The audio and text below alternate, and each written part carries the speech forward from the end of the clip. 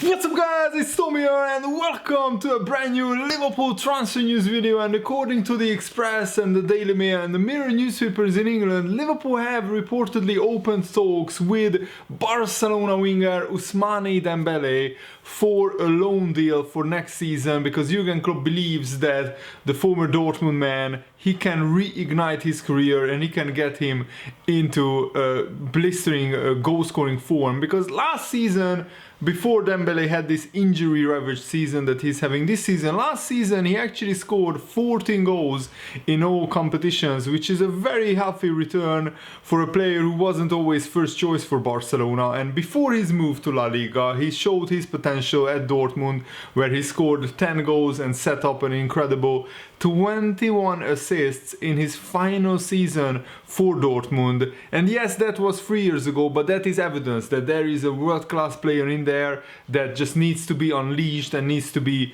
properly coached and nurtured by Jurgen Klopp. I don't think the Barcelona team and the Barcelona environment is the correct environment for Dembele, but I think he needs a coach like Jurgen Klopp who puts an arm around his shoulder and fulfills his full potential. So let me know, what do you think about this? Do you think Dembele would be a good transfer? And we will talk all about it in this video. And also what Liverpool's transfer strategy will be in the summer. And yes, Liverpool have an incredible front three, but if the Africa Cup of Nations goes ahead next January, Liverpool will lose Mane and Salah and Naby Keita for up to 5 to 6 weeks of next season, and then Liverpool have no other option but to get in an attacking player, somebody who still can perform at Liverpool despite, Liverpool having financial constraints. I think a loan move would be a very sensible option for Liverpool, because it wouldn't require too much financial risk up front, and we can see after 1 year how it works out. Xherdan Shaqiri is likely to leave Liverpool this summer. Liverpool also put out a statement about Shaqiri, and Jurgen Klopp said that Shaqiri was injured and he's not ready, but he's in a good way getting his fitness back. Shaqiri has trained, but he is not in a massive parts with the rest of the team. He will not be out for long, but he's the only one player out of the Merseyside derby.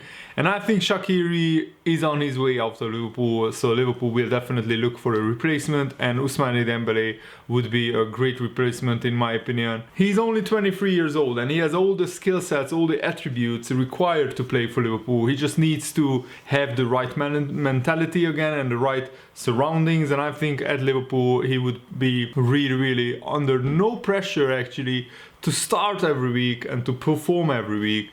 And at Barcelona, sometimes, they expected Dembele to be like a replacement for Neymar, which obviously Dembele is not as good yet. I mean, he's only 23 years old and he's not on the level of Neymar. He might never be on the level of Neymar, but I think Jurgen Klopp, if there is one manager in the world of football who can get the best out of the Dembele, it's Jurgen Klopp. And former Manchester City and Leeds United fullback Danny Mills thinks that Dembele would be a good signing for Liverpool. This is what he said. He is a wider forward who is more in the role of Mane and Salah, that type of player. It is not the out-and-out centre forward that they need, but they are Champions League holders, Liverpool, and they are going to win the Premier League. Their recruitment over the past 3 or 4 seasons has been fabulous. Of course, they would not have got every single target they have gone for, but they know what they are doing. And Peter Crouch also said this about Liverpool. The thing with Liverpool is that they don't really need much. They don't need many players.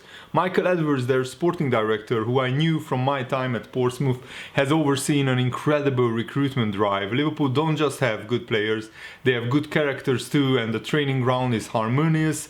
They won't stand still this summer and they will keep evolving. The front three is good enough to be left alone, but maybe they need something in midfield. If it was me, maybe N'Golo Kante would fit right in. I would even bring Philippe Coutinho back, so long as he knew he would be a squad player.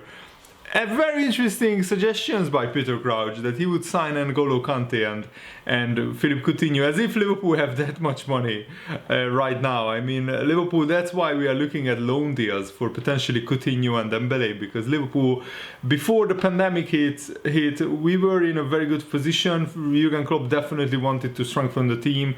We almost signed Timo Werner, but now he's a Chelsea player. And Liverpool, because of these fragile margins, have to be smart in the transfer market again. And on the pitch, the current Liverpool is built around extreme physicality and beautifully grooved team chemistry, all of which have been interrupted in this season because of the pandemic. It is also a style built with the home crowd, Anfield and Liverpool fans in mind, a way of playing that feeds on shared energy. Liverpool haven't lost a significant domestic match at Anfield in over 2 years.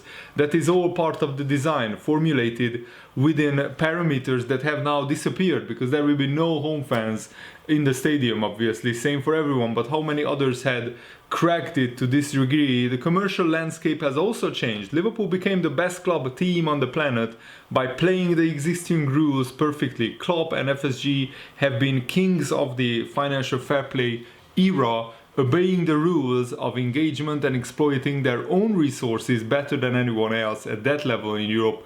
Well, you can say goodbye to that, because it is fairly clear the financial fair play will be given minimal policing from here, as football looks to rake in every dollar, every pound it can. A club like Chelsea is suddenly back in their position of power, with access to almost a bottomless set of pockets and prepared to spend speculatively.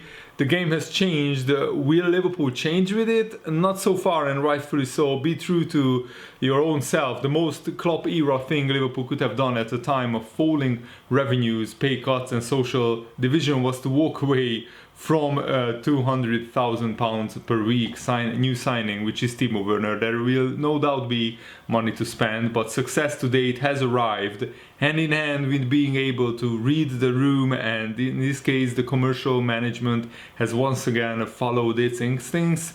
Who knows, in time Werner to Liverpool might turn out to be one of the great non-signings, an era-defining non-signing. For now, Jurgen Klopp and FSG have earned the time and the space to find out what happens next, and I think that is a very good argument that Liverpool didn't want to gamble with the financial situation.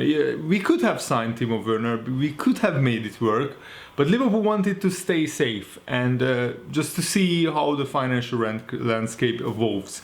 Because Liverpool have a big squad, and also good news, Ryan Brewster, who is unknown at Swansea played Middlesbrough in their first championship game back after the football suspension, and Brewster scored 2 goals and Swansea won 3-0 away from home.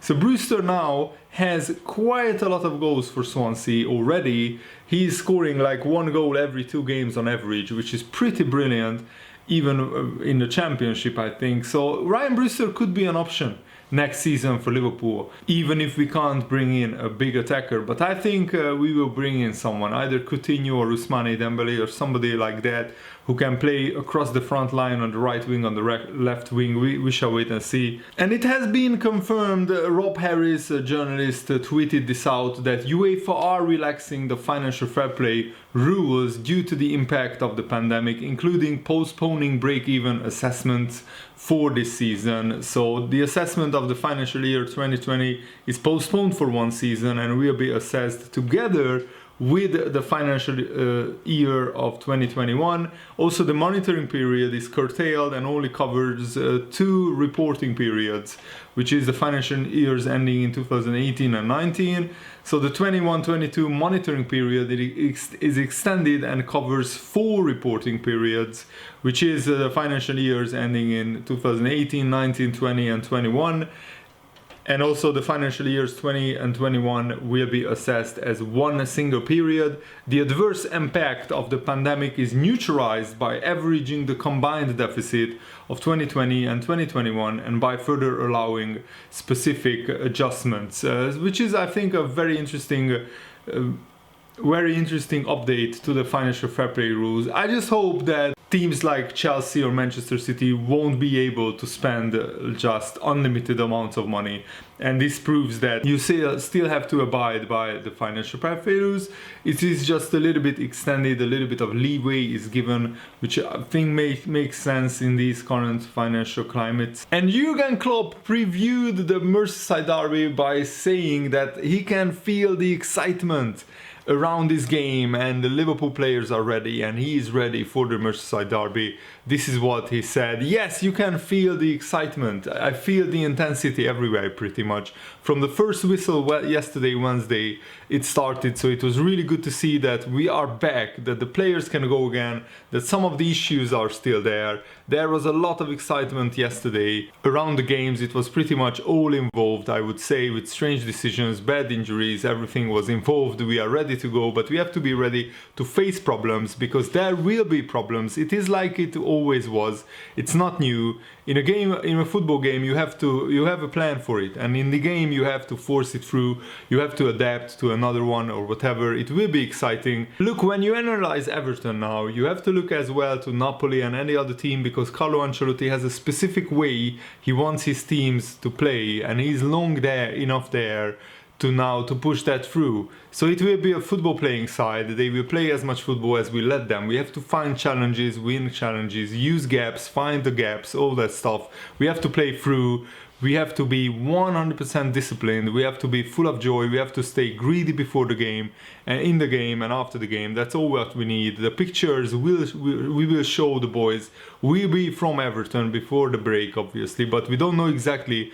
It's for them like for us. We don't change now in 4 weeks what was good before. We just want to play on the highest level, and I think we started training all together at a similar time to Everton, so they had exactly the same time like us to prepare. We had to do a lot of physical stuff to make the boys ready. We had to do tactical stuff, but it's not that we are all now finished in our preparation, because 9 weeks or 10 or 11 weeks is really longer than we ever had even in a summer. So you lose some things. Not a lot, but you lose them, and you have to remember, and we do that on the pitch. So there are some things to do until Sunday in the next 3 sessions, but how I said, I'm excited and we will try to give our best. And you are now allowed 5 substitutions per game until the end of the season, and the question is, does that potentially give some of the young players more chance of featuring?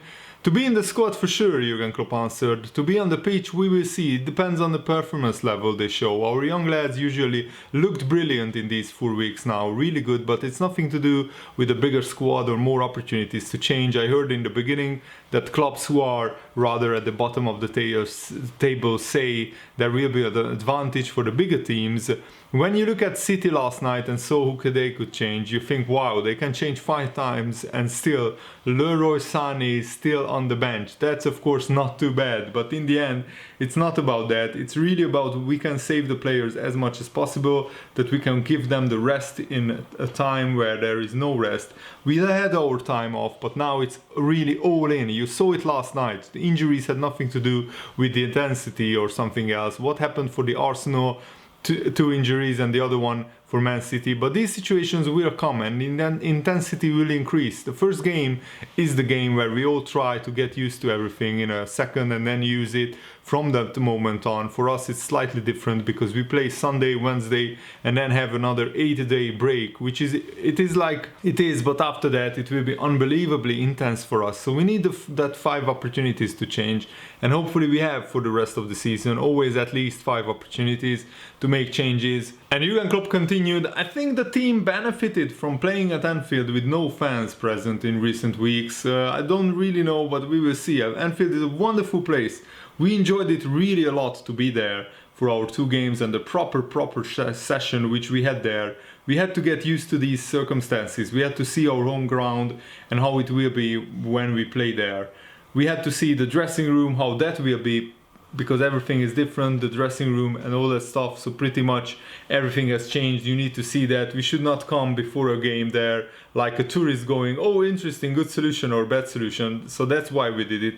and yes, we will benefit from it. The pitch is in incredible shape. Wow, it was raining hard when we trained there last week, and after 10 minutes the pitch was completely flooded, but only for 40 minutes, thank God. Then 10 minutes after the rain stopped, the pitch was like it had never rained before. Unbelievable. That's good. It's all good. We have nothing to complain about, really. We just wanted to go since the first day of lockdown because we accepted and respected 100% that it is not possible. Now it is possible, and now we have to behave like normal. Now we have to play normal football without the crowd, obviously. That's a massive difference, but it doesn't mean there are any excuses for us. We want to be as successful as possible, and that means we go to Everton and try to win.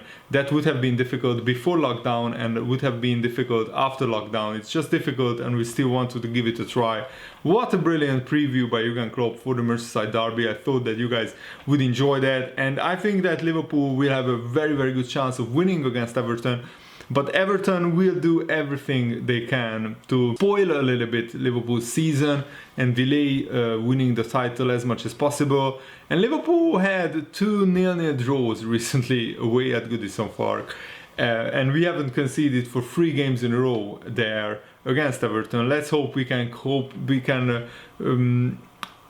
keep the run going. But I just have a feeling that this game might be not the usual cagey, nervy affairs because the fans won't be there. So it will be a little bit more open, and maybe there will be more goals scored by both sides. But we will see tomorrow. I'm really looking forward to the game, actually. And Liverpool's vice captain, James Milner, has actually revealed the moment where he just wanted to stand and applaud Virgil van Dijk during a game, actually. Which is absolutely incredible, this story, and I just wanted to share this with you guys. So James Milner said this about Virgil van Dijk. He's right up there among the very, very best. I've been very fortunate to have played with some amazing centre-backs. You look at Rio Ferdinand, Jonathan Woodgate, Vincent Kompany, and Virg is right in there with all those guys. He reads the game so well. He's so quick, he's strong, he's good on the ball, he's a good communicator, and he's deadly in the air, and his positioning is so good. You can see that after the game when you look at how far players have run. He's run miles less than everyone else, even the other centre halves, and you think, how is that possible? But it's because he reads the game so well. He's an incredible player for us and a big part of what we do. The spine in the team is massive, and he's obviously a rock in the defense. And James Milner laughed as he recalled an incident during Liverpool's win over Southampton at the beginning of February, which he says sums up Van Dijk and his class. Liverpool put the clip out recently. The ball has come over his shoulder. He's got a forward sprinting to close him down, hunting him down into the corner, and he's just knocked it over his shoulder first time into my path. It was one of those moments in a game where I nearly stopped and applauded before I controlled the ball myself. It was ridiculous defending, but that's the sort of thing he does. Hopefully he will keep improving as well. But the players he has around him, Joe Gomez, Joao Matip, Dejan Lovren, I don't think their impact on him can be lost either. Virgil gets a lot of credit, and rightly so, but look at the rest of the back four and the goalkeeper. Look at the screening of the midfield. Look at the other centre-halves alongside him.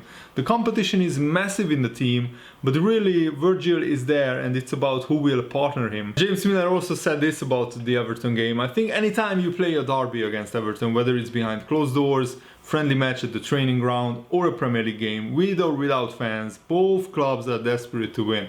We are playing for the fans whether they are there or not. We know how much it means to them. They've got to walk around the city, see each other regularly, so we need to give them those bragging rights. It's straight into the deep end with the derby first up. Maybe that's a good thing. There's no time to ease yourself in. It will be flat out from the first minute, and that's what we have been preparing for. Hopefully we can start well and get back on the run we were on before we finished. The fans are part of everything we do. The support they give us is amazing, but as long as the fans know that they are with us and that we are playing for them, that's what matters. They are still a massive part of what we do. We just need to do this small period without them. They have had a long wait, and we will be pushing as hard as we can to secure that league title. Oh, that is brilliant by James Milner. Perfect way to end this video. I really hope that you guys enjoyed this. Thanks for watching. See you later, guys. Goodbye.